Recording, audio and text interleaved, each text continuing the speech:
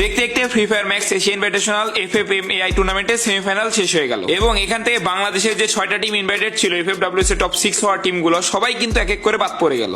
হ্যাঁ, আমি জানি এবং মানি তোমরা এই টুর্নামেন্টে টিম বাংলাদেশের কাছে অনেক ভালো কিছু আশা করছিলা, বাট আমরা কোনোটাই তোমাদের জন্য দিতে পারি নাই। আর একটা টিমের সাপোর্টাররা যখন ওই টিমের কাছে ওইরকম ফলাফল না পায় তখন তাদের মনে একটু খারাপ লাগতেই পারে, কিংবা তারা দু একটা কথা বলতে পারে, এটা স্বাভাবিক। আর যারা হেটার্স আছে টিমগুলোর তারা ট্রল করবে, এগুলো নিয়ে মজা নেবে, এটাও কিন্তু স্বাভাবিক বিষয়। কিন্তু তোমাদের মধ্যে যারা এক টিমকে সাপোর্ট করে আরেক টিমের সাপোর্টারদের মা বাবা নিয়ে গালি, কিংবা ওই টিমের মা বাবা যা আছে সবাইকে নিয়ে গালি, এই দিয়ে কি লাভটা হইলো আমার বলো? তোমরা অডিয়েন্স, তোমরা সাপোর্ট দিবা, তোমরা হেড দিবা, তোমাদের নিয়ে স্পোর্টস আস্তে আস্তে আগায় যাবে, বাট তাই বইলা গালাগালি কেন ভাই?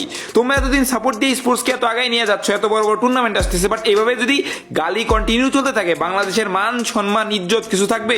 স্পোর্টস এর কোনো ভবিষ্যৎ থাকবে এভাবে? এমন না যে আমি সবাইকে বলতেছি, কিছু কিছু অডিয়েন্স আছে যারা কোনো টিমকে ওরকম ভালোবাসে না, গালাগালি দিতে এক্সপার্ট, এখানে এসে গালাগালির প্রতিযোগিতা করে। এই করে তোমাদের কি লাভ ভাই? ভালো হও, এখনো সময় আছে।